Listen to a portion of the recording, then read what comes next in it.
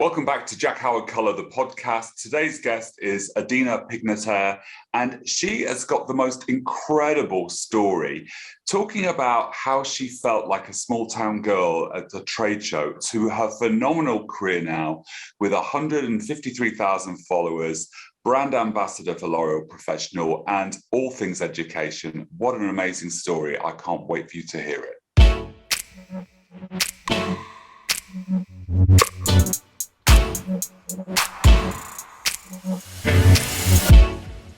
Welcome back to Jack Howard Color, the podcast. I'm super excited today to have on Adina Pignatare because I was desperate to get you on and last minute shuffle round and you've been able to do it. So thank you so much for joining us. Thank you for having me. I'm super excited to connect with you and hang out for the afternoon. Well, hopefully it won't be the whole afternoon. I don't want to take up all your time, right? But a good hour of chat. Now, Adina, you've got this really impressive resume going on at the moment. We've got 153,000 followers, right, which is a big number to get to. So congratulations on that. That's a lot of hard work. You're a hairstylist and an educator. I know you do some private education as well. And I want to talk about your collab that you've got with Jessica. That's really interesting to me and what you're doing. But you're also a BTC team member. Everyone seems to be, all the good ones seem to be BTC team members, right? I mean, it's fantastic. I love BTC. But you're also a L'Oreal Professional Ambassador, which is really, really interesting. And I want to talk to you about that. There's a whole load of things that I want to kind of get the tea on. But my first thing is, where are you based? And then how did it start? I'm in a small town in Massachusetts, Westfield, Mass. I'm about an hour and a half away from Boston. And I've been around hair forever. My aunt was a hairstylist. She owned a salon. And she's like the cool aunt, the aunt that never had kids that you always wanted to be with. I think like everyone has like a cool aunt. And, I just remember going to her salon and like loving the atmosphere and like what she did. And I thought it was where I wanted to be. I also knew I didn't want to go to college too. So that definitely played a part in choosing what my career path would be. So in the States, for the viewers who don't live here, there's a huge push for everyone to go to college, isn't there? It's like go to college, go to college, go to college. And a lot of American guests have gone to college and then chosen the career afterwards in hairdressing. Yes. Whereas before you knew and you were able to be clear about not wanting to go to college. Yeah, no, I knew I did not want to go to college. I was really never good in school. I think this kind of like plays a part with like my story and like hurdles I've had to overcome to get to this point too, because I'm also dyslexic. So today, if I say anything that you feel like you're like, what the hell did Adina just say? Like, feel free. I'm no longer embarrassed by that. But I was definitely in like the extra help classes, after school programs for learning. So it's just crazy to think like where I was growing up to getting to this point. It's just like, if you asked me this like back in the day, I would be like, hell no, I would never talk to a crowd, nor even have this type of conversation. So I know we'll probably get into that more as we talk, but that definitely, that's part of my beginning. So did you stayed at school till you were 18? Or did you start hairdressing in school? No, so I was in normal school until I was 18. And when I graduated, I started hair school. Right. And when was that then? What sort of time frame are we looking at? How many years ago was that? 14 years ago. 14 years ago. Wow. And you walk into beauty school, as we call it here in the USA. I always think that's quite interesting, beauty school. But you walk into beauty school, and did you feel at home straight away? I mean, the school I went to, I have some stories for days when it comes to there. Yes and no. Like I couldn't wait to be over because the things you do in hair school is not real life for a lot of us. Like we did so many perms, and I haven't done a perm since I graduated hair school, but I bet you I could still roll a good perm because we rolled so many back then. So yes and no, like it was in my creative ways, but like it was so structured in a way of like doing roller sets and finger waves and then perms and things that I feel like didn't do anything but like strengthen my hands. you say that, right? But I I started, and of course it was all perms. It was Farrah Fawcett was the look, right, for in my era. And so it was roller sets, it was perms, it was pin curls. But there's a discipline in it that I might not have recognized at the time. And you used to think, God, this is so old fashioned. I'm never going to do this. But the disciplines somehow have played out into my career in the way I approach things. And you're very disciplined. Yes, for sure. I'm definitely structured. I like having a schedule, a plan. I've always been that way. I feel like I'm goal driven. If I don't have a goal, I'm not going to get to that next level. And I also, in the start of my career too, once I graduated school, I'm still at the same salon that I started in. I never left. Are you? Because they treat me well, and I'm very proud of where I work. But I also when I started at Designer's Edge 14 years ago, it was a Summit salon. Do you know of Michael Cole? No, I don't. Tell me more. Oh, you need to interview him. Like, he is the MVP of like LOreal PD. Like, he is, it's just crazy. So to give you a little bit of history. So when I started working at Designer's Edge, they are a Summit salon. And what a Summit salon is it's basically helping a salon run, appropriately with goals and to get your stylist to be driven, understanding numbers and how, like, because when we all graduated hair school, everybody told us we would maybe make $20,000 a year, which is a joke. But and it set you up for success. So Michael Cole is the beginning of the era of business for hair. He was the first one to come up with a program to make salons be profitable, to come up with ideas and things of that nature. And it's just funny because it's like full circle, like 15 or 14 years ago, I went to one of his convention, and I was there, and I remember being 19, hanging out with my boss, where I had like way better things to do at 19 to go to like a convention and sit there. And it's crazy because the way he spoke and the way he did things, it totally like went into my brain, and I use a lot of the things that he taught us till this day. And what's funny is now I tutor him on how to do social media. The world is a small place, right? Now, this Summit salon sounds like a 360. So it's like from the time a client enters to the time they exit, and how you look after them all the way through that. I think that there's a program in the UK called Salon in Motion, which is similar to that. They sort of take people through it. But it's a piece of the business that we never get taught at college, at beauty school.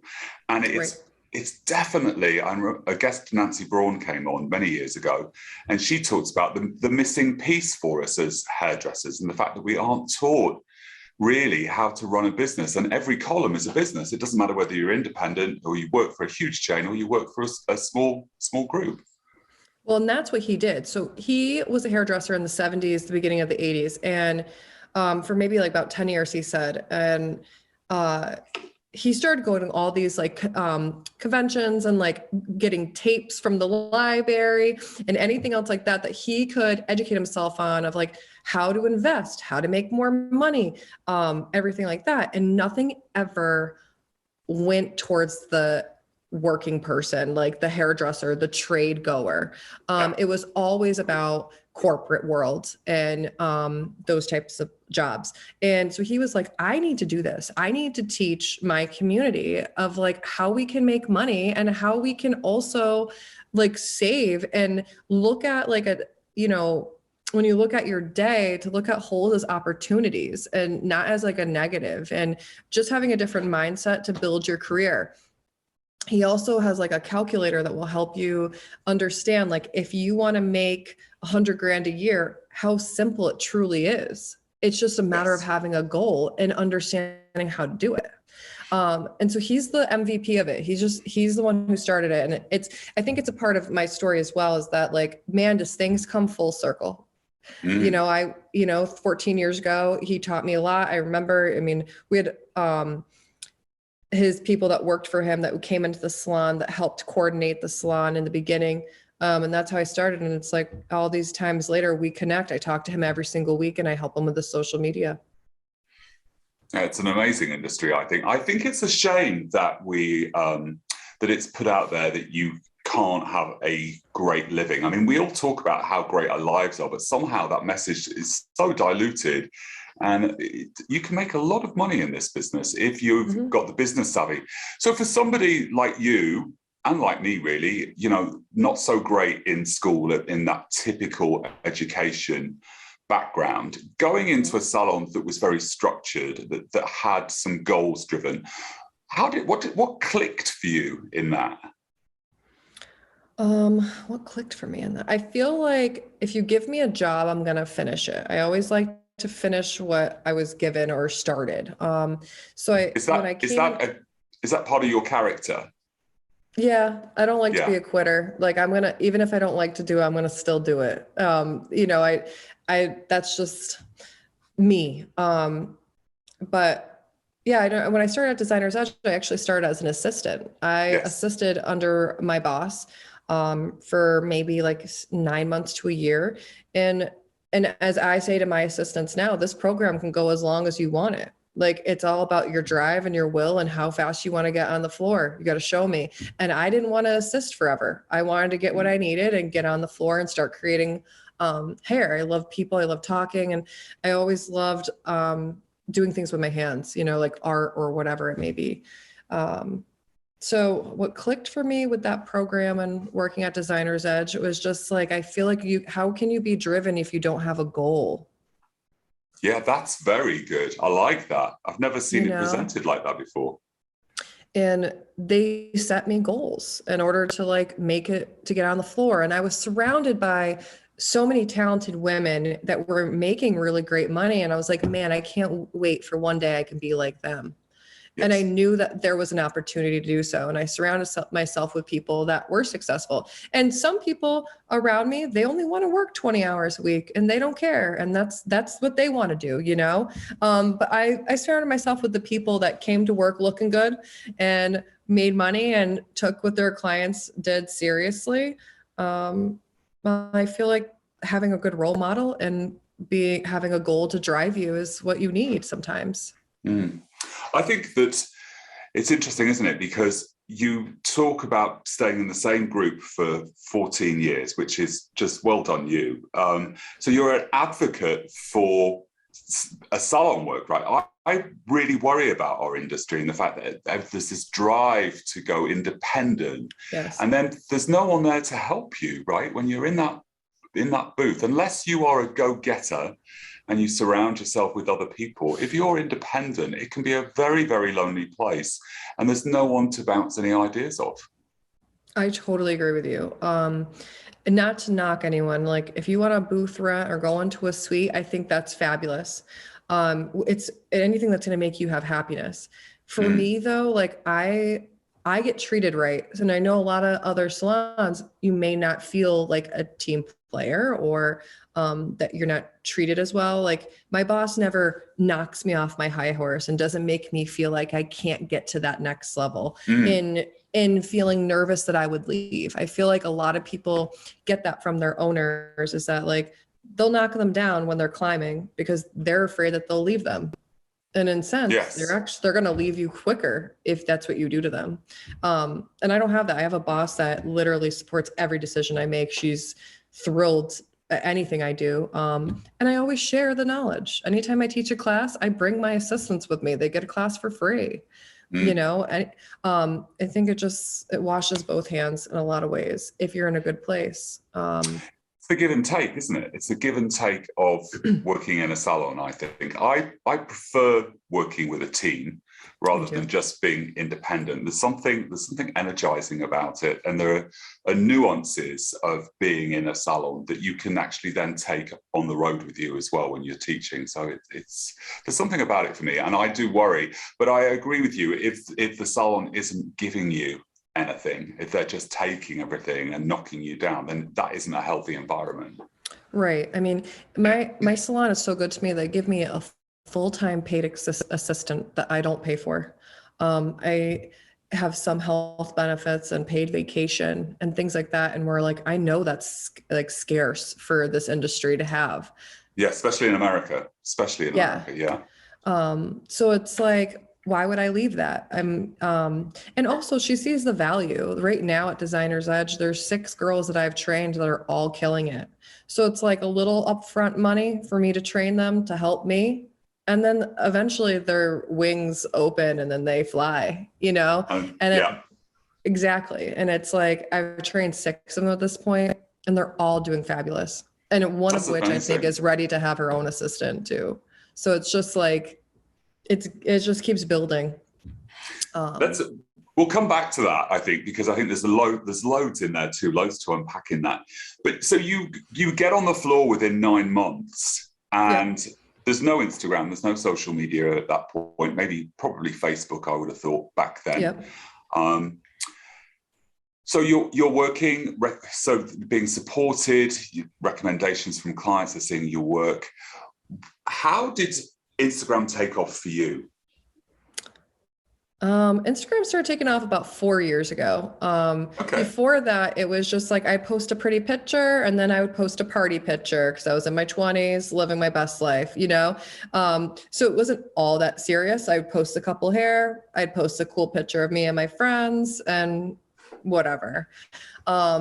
Pretty much like most of us start off with, I suppose, really, at that point in that era. Yeah. Yeah.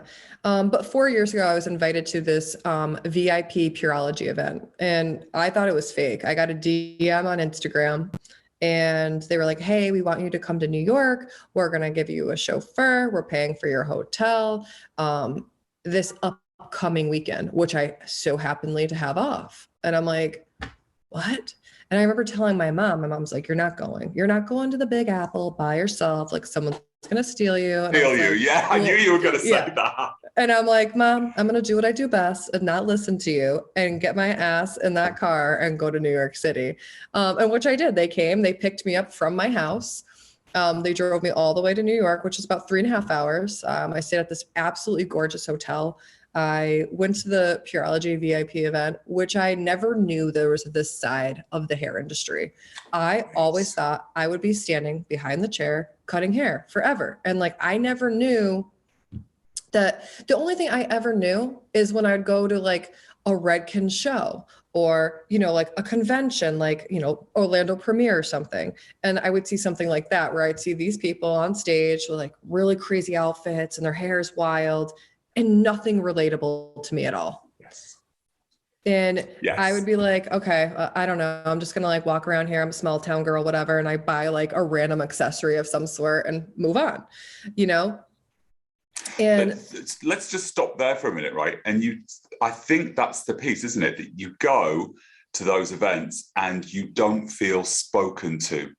And you said it, just a small town girl, I'm just going to have a walk around town, which isn't the case at all. But imagine that's the impact that those shows have on so many of us. Yep.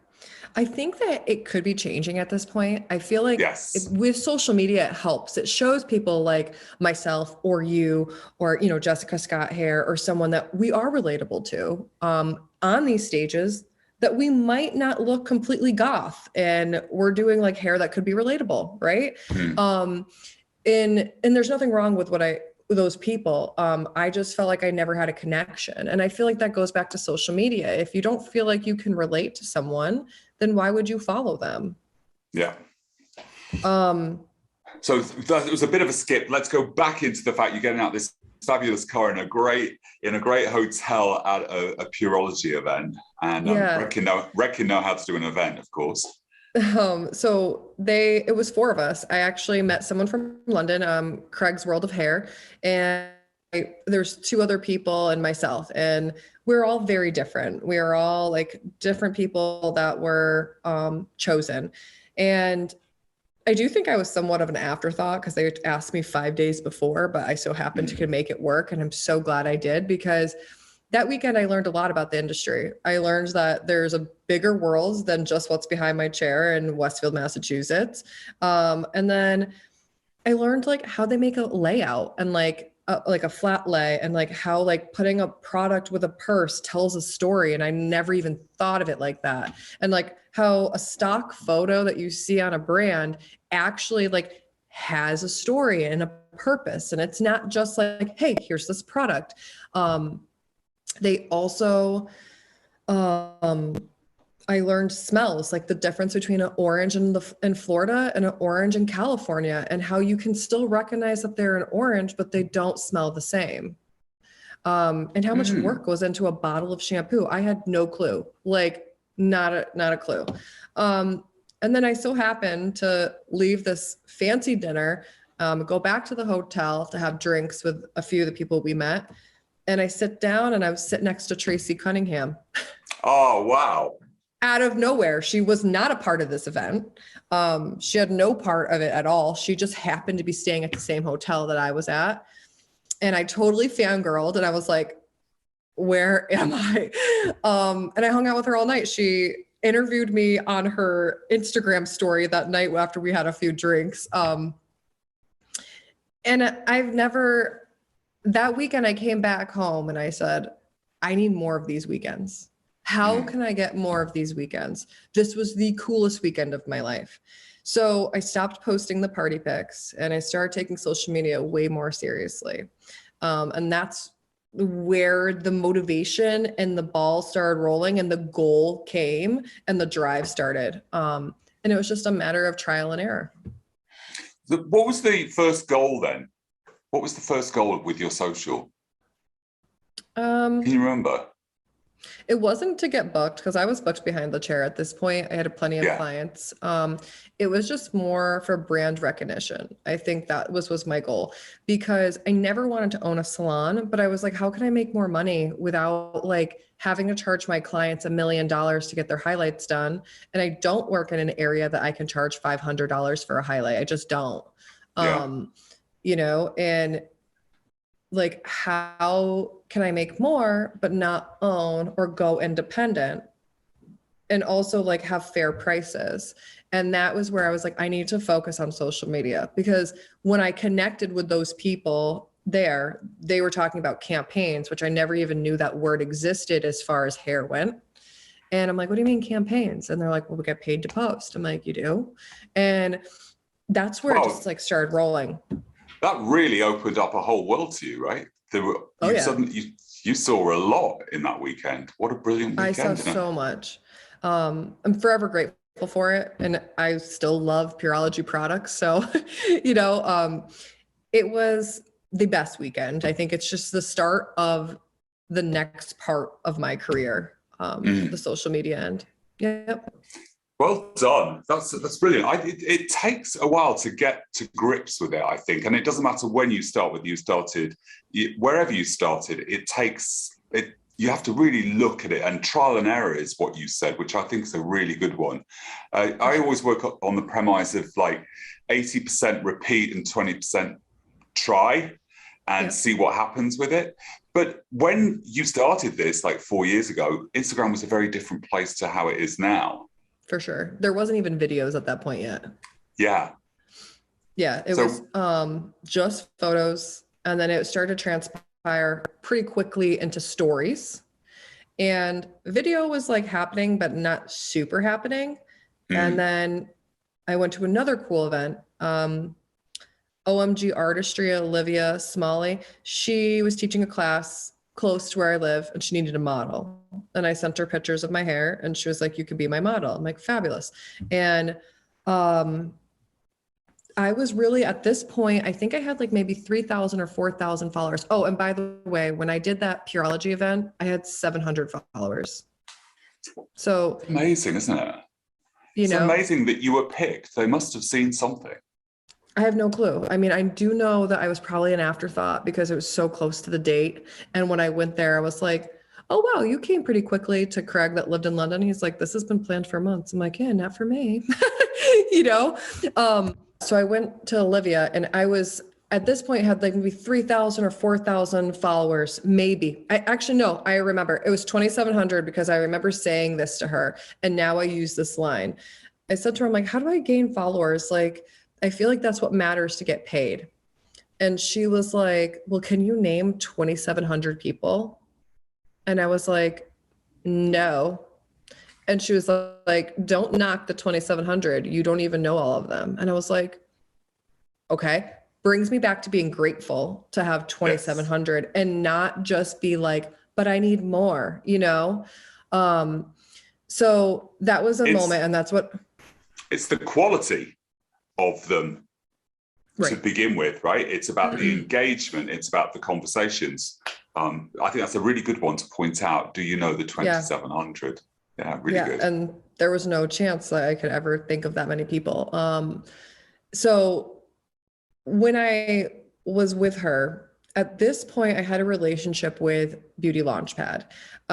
Due to my stories, I took stories pretty seriously. Like I would take photos and post the photos on my feed, but then I would film stories of like, this is her before, this is her processing, this is her after, and I would make it into a story. And I really hooked up my stories. And if anyone's wondering, on my Instagram, in my highlights, I still have a lot of those takeovers that I did back in 2017, 2018, things like that. And I leave them there because growth, I think, is super important. And it also keeps me relatable when people are like, oh, I can't be like her. It's like, no, look, like scroll down. I didn't delete anything. I want you to see where I came from. So Beauty Launchpad knew I was going to be her model. They were like, do you mind, would you take over Beauty Launchpad stories while you're at this class being the model? I said, sure. And Olivia said to me, she goes, well, why don't you take all these stories that you're making and make them into a video? And it was like such an aha moment. It's like, really, why didn't I think of that myself? But it took somebody that I looked up to like bring that to my attention. So that's what I started doing. I started taking anything I was making in my story, compiling it into a video and posting it. And that has just since transpired. I think one of the other big things that was, I had 2,700 followers at that point. And at 3,500, I started getting paid.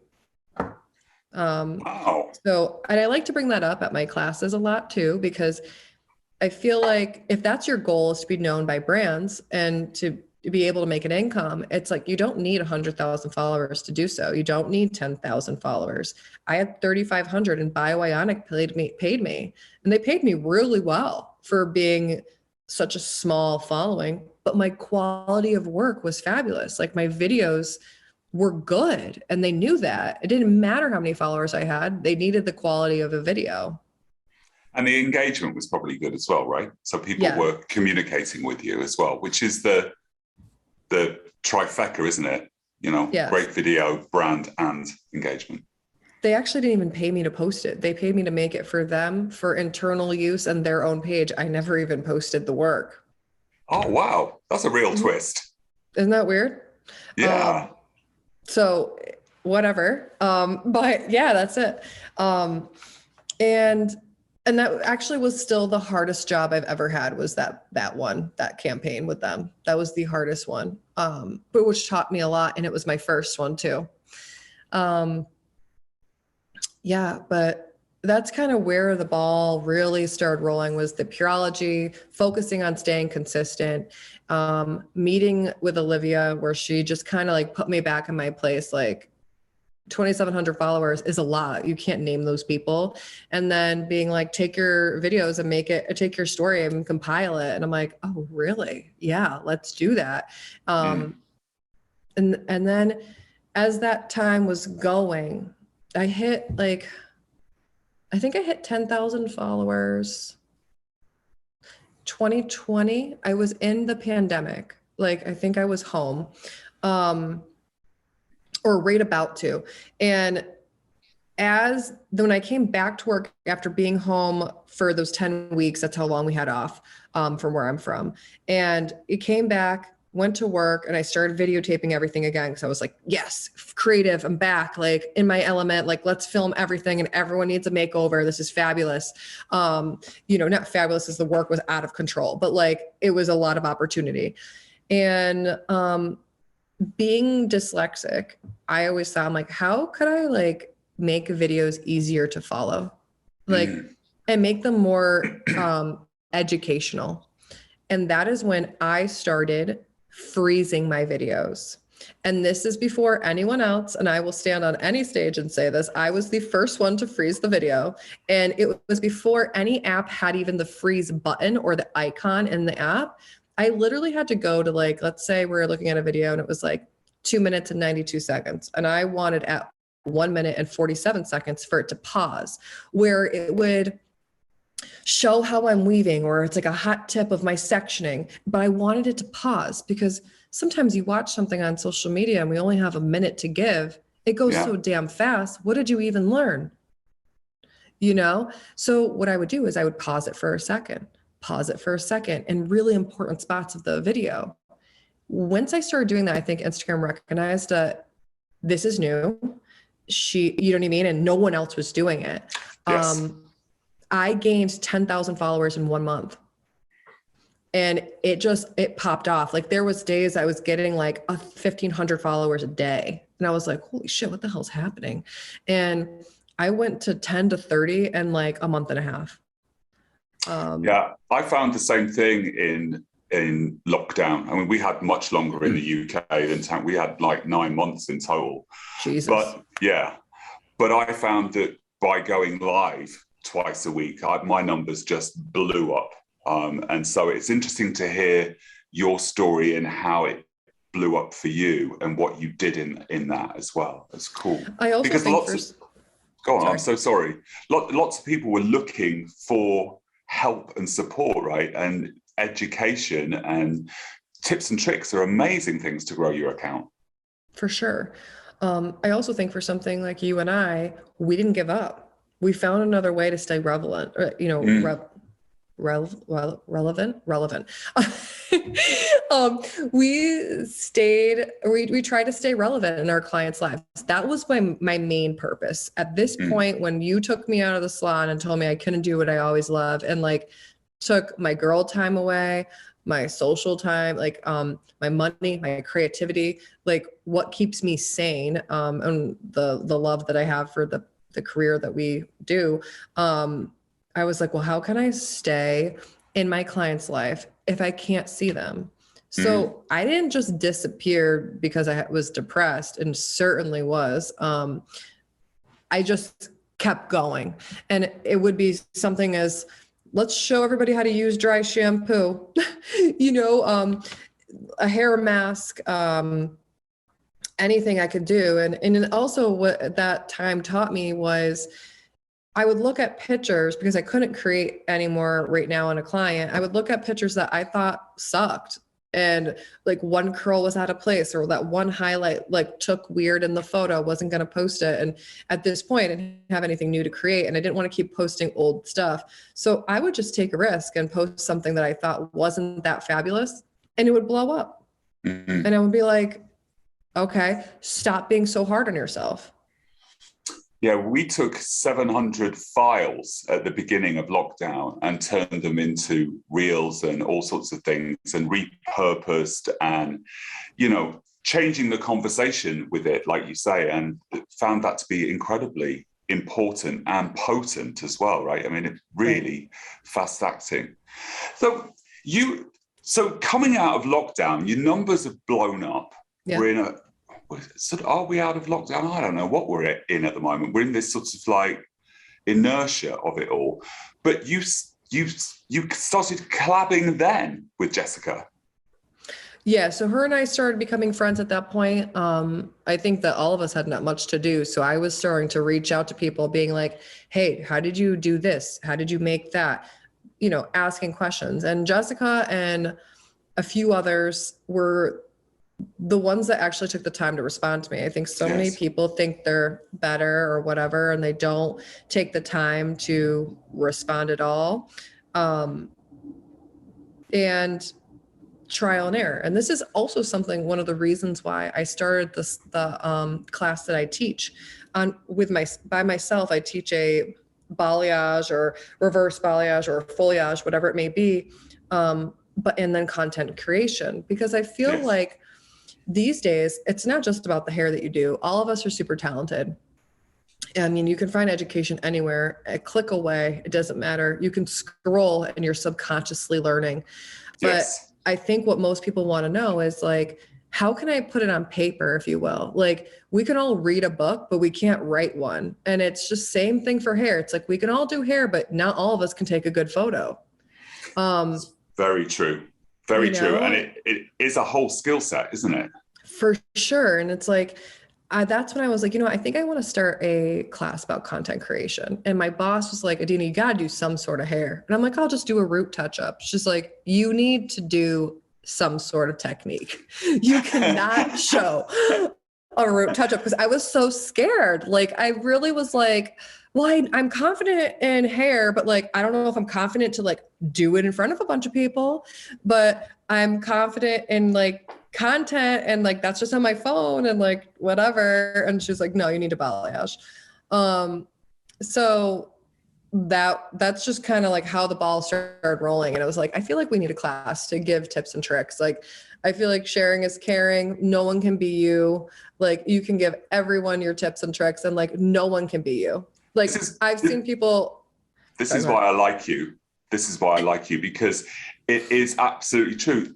All these people that say, hold it back, save something, it's like, it's rubbish, right? Because nobody can do it as you see it. All you can do is show how you see it. And then they take that away and then they put their own spin on it. In the salon, all 6 of you working, trained by the same person, will all approach it slightly differently. 100%. Like, no one can do it the same. Everyone can try to mimic, but at the end of the day, like, being authentic, it comes out. And I feel like, Instagram recognized that when I started doing the freezing of the videos. I blew the hell up because I was different. I tried something a little bit more. People could actually learn from my videos because I didn't go so super quick. It slowed it down. It paused it. And then everyone else started doing it. People that don't even follow me, I see them doing it. And I'm happy that they're giving it a try and that they're even trying to make a video, because that's so hard to do, especially if you're new to it. So then I'm like, well, I need to do something more that's just different now. I can't just be posting the same thing, because now everyone else is doing it. And that's fine. I'm glad I gave everyone like inspiration, if you will. So then I started doing the green screen and trying to explain it. Yes. And I think it's doing okay. It's not doing as fabulous as freezing did for me in the beginning, but I'm getting some. I like it. I like that. I looked at it and I'm like, could I do that? And I'm like, oh, do I want to put my face on that? I'm like, oh, maybe I could, because there's loads of stuff I could say now. This is where this went wrong, or this is what I was doing. But I'm like, that was a really good idea to do that, because you've green screened it and you're not. I thought maybe I could duet it, or what do you do with it? But I liked it. I like the fact that you took a risk on it, right? Yeah. And I also think with the green screen too, it's like you're having a mini class, because I'm speaking about it, and it's not just a voiceover. It's like I'm pointing, I'm showing, and some people will be like, I don't like when you're in the videos. I'm like, then don't watch it. Like, whatever. No one asked for your opinion, but thanks for the engagement. Like, whatever. But then a lot of people enjoy it because I feel like they're taking a mini class. It's a taste of what you deliver. Right. And I think like for me too, it also is a video that I did like last year, and then I'm just green screening in front of, and it's repurposing content in a fabulous way. Yeah, I think that's really important, that everyone understands the fact that you can reuse content. It doesn't have to be done that day at all. I'm reusing something that I was fiddling on earlier before we came on. I'm like, yeah, there's still a story in that. So going into a classroom and never doing a classroom, oh my God, I think I'm going to need a part 2 with you. So going into a classroom and never having done it before, saying that you're going to go in and do a tint and then a content piece of it, and your boss is like, oh, come on now, give the people something, right? Right. What was that like? How did you feel? I mean, the first time I ever went in front of an audience, I thought I was going to wet myself. Yeah. So funny, I planned a class. I think I had 7,000 followers. And I like to talk about this because people think that you can't teach, like you can teach whatever time you want. It's just a matter of people show up. Like, it doesn't matter. The class was actually scheduled for April of 2020 when we were closed. So I rescheduled it for June when we came back. I was fully masked along with everyone else that was in the audience. That was really hard. My first class, I was in a mask, screaming through the mask and projecting my voice. I was scared. Like, I literally was like shivering. I remember the weekend before the class being like, you know what, maybe I should just cancel it. I'm like, who cares? Like, you know, and I was so scared. But what I always remind myself when I'm having these feelings is, you're never going to grow unless you're uncomfortable. Yeah. Ever. Like, any new technique that I'm doing on someone's hair, I'm like, well, I better hope it's all right. But it's like, I know that's just going to give me growth. You know what I mean?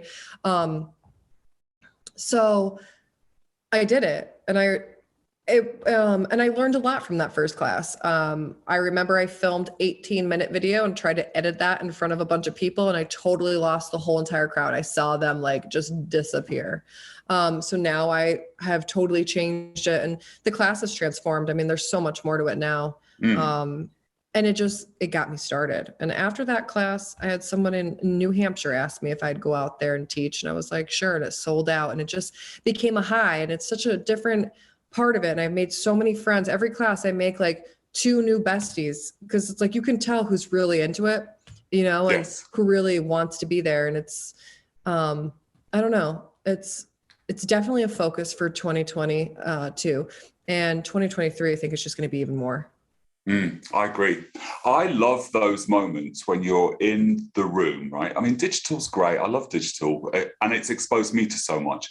But when you're in the room and you see somebody's eyes light up, and you know that little tip that you just spoke about is going to change the way they work, you know? And I just, there's something about it that you just want more of it. It's a real rush because, it's just magical, I think. I just had a moment that happened on my hands-on reverse balayage class. There, you know, maybe this is something I probably shouldn't say, but whatever it is, what it is. You know how there's just always this one old lady at the class that's literally sits there, and I'm like, why did you come? Because you instantly sat down and you act like you know more than me. And you might, but you don't know this technique. You know, you're here, you know, and I feel like there's always that one person that's sitting there like, I have better things to do. And it's like, well, you paid to come here. I didn't drag you here. And this was this woman, and I remember thinking like, oh God, she's going to be a pain in the butt this whole class. I can just tell. And she was, and you know what? She just messaged me last week, and she sent me a picture of the before and a picture of the after of the technique that I taught her. And she's like, I'm obsessed with the technique. Thank you so much for teaching this. And I was like, oh my God, that was a huge win for me. I could not believe that I read her wrong. Like, you know, I really thought she was that person that was just going to be like, okay, I have better things to do. Cause that's how it felt. And anything if I would ask, she asked a lot of questions, and I was like, well, no, that's not today's class. Like, this is a reverse balayage class or whatever it may be. And, it was so cool to get a message from her to be like, look at my before and after. It was fabulous. Thank you for teaching it. And I'm like, wow.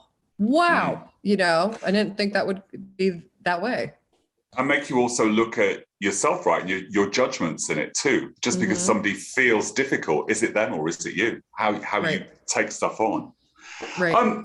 So your classes are taken off. I mean, your page is very educational. I find loads of tips. You gave that tip the other day with the piece of paper, and I'm just like, oh my God, you know, I'm always struggling with things. And I'm like, that's brilliant. And I love that added value that you add to it. How did you and Jessica get going on that? Because I mean, you two firecrackers together, right? Yes. She's a hot ticket.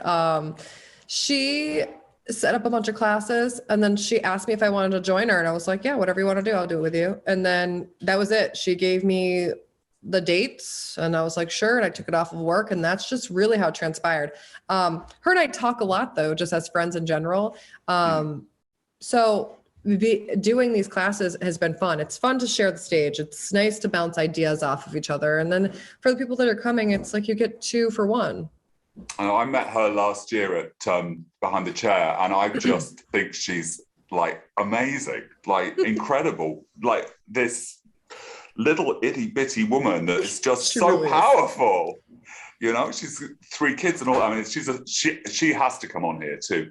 So that's what the brilliant story, and it's all, a lot of it's very, very recent for you, which I think is magical. The L'Oreal Professional Ambassador bit, I know that you recently went to Paris. Yes. Yeah. And you're also you're working with the brand. What's the ambassador role about for you and them? Well, honestly, it all started with a campaign. They messaged me or they emailed me about using Metal Detox. And I said, sure, totally interested. Sounds great. I didn't think it would transpire to anything else other than just doing this campaign. Then I started using Metal Detox. I'm like, holy shit, it's like magic in a bottle. Holy shit. It is magic in a bottle, isn't it? Oh my God. And like, we have tons of hard water, tons of well water in my area. It is a game changer. Every single station has Metal Detox in the salon now. Like, yeah. No one doesn't get Metal Detox at this point. And I love the product. So the content came easy. Posting came easy. It was great. They paid me really great. And at the end of the campaign, I said, hey, let me know if you would want to continue this exact campaign, because I love working with Metal Detox and I have no problem to keep posting about it. And their response was, well, we have other ideas for you. When can we get on a call? And then they asked me if I would want to be a part of their team, be an ambassador.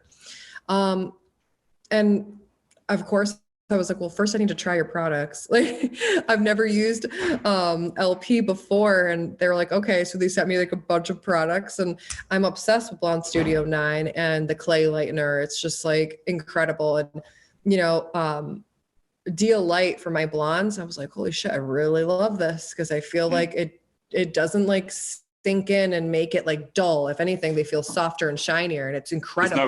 There's no background to it. That's why it's so pretty. And I'm like you. I was like, I liked a particular liquid glaze, and I'm like, But then when I went to Dear Light, I was like, oh my God, why have I been ignoring that for so long? So interesting. And Paris. But I think this is like, it tops Purology for sure. Not because of location, just because of like the moment that it was. It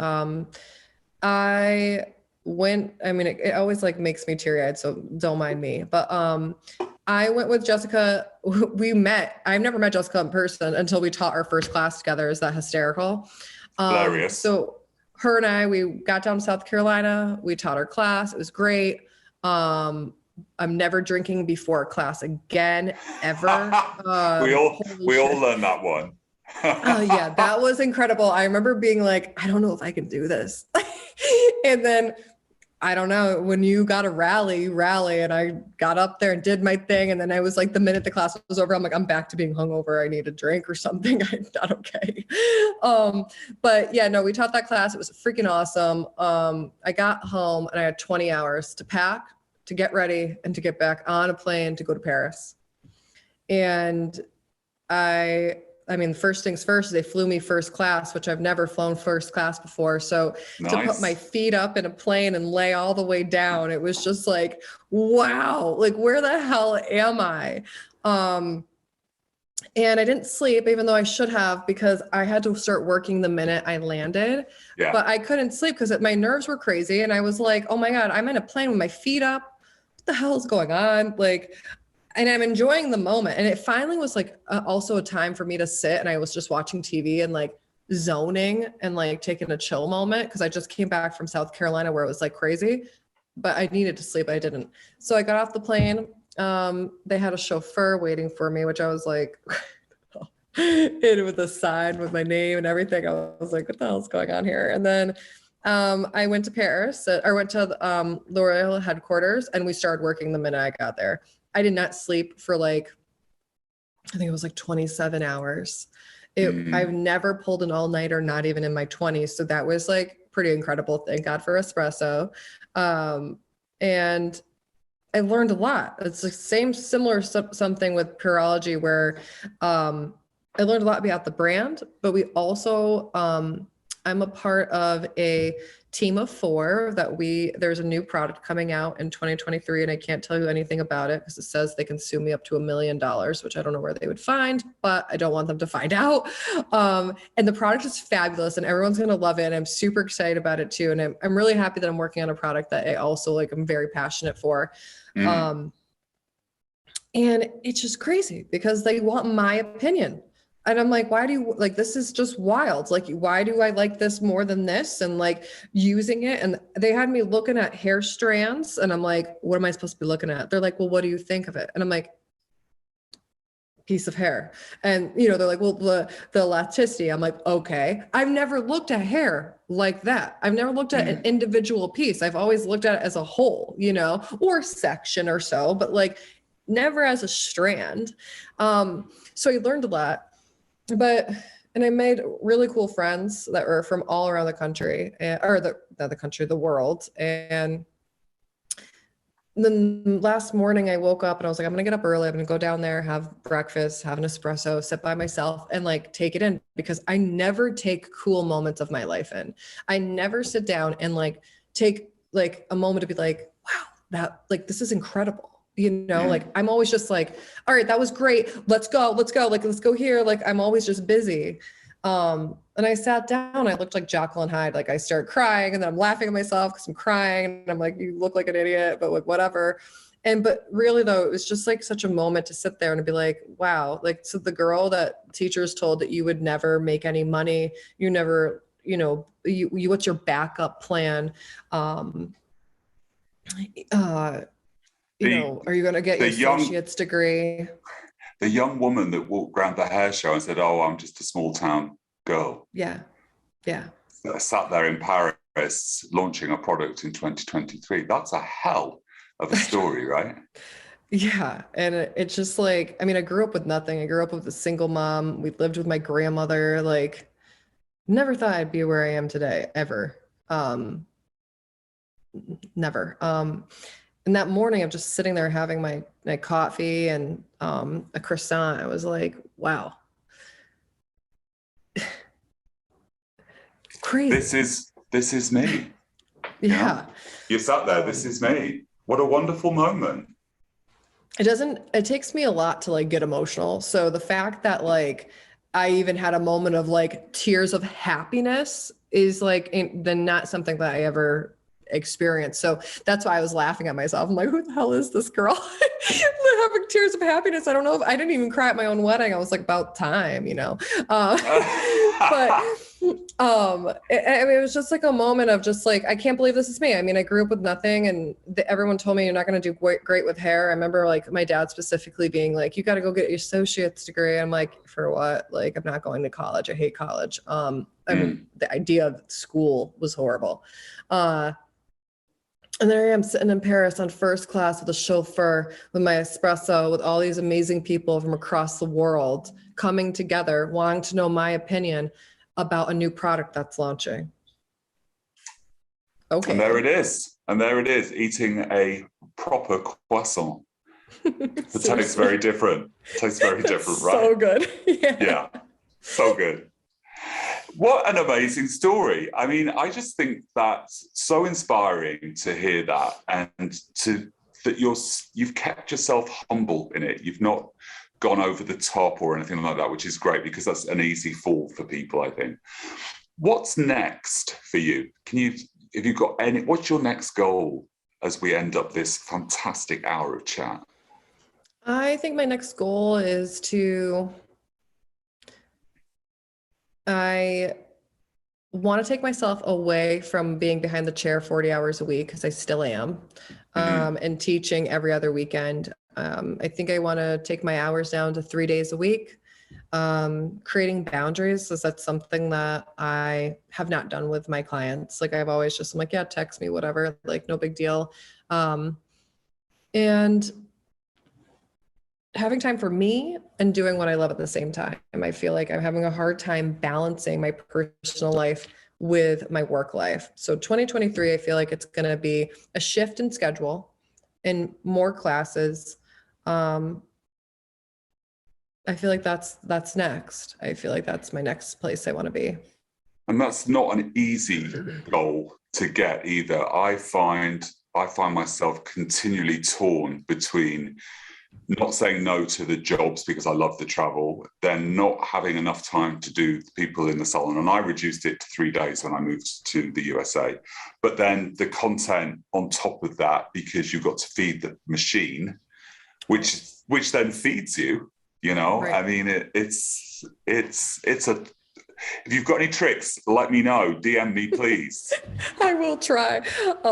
Yeah, I feel like that's the goal, is to try to take care of myself, take away from behind the chair too much, and focus on like education, because it's truly what I love doing. I love going into other salons and inspiring others. Brilliant. Thank you, Adina, for coming on today and telling your story. It is an amazing story. It really Thank is. you. And I look forward to still messaging you. I look forward to watching your star shine. And well done, you. Congratulations. Thank you. Thanks so much. Thank you for having me.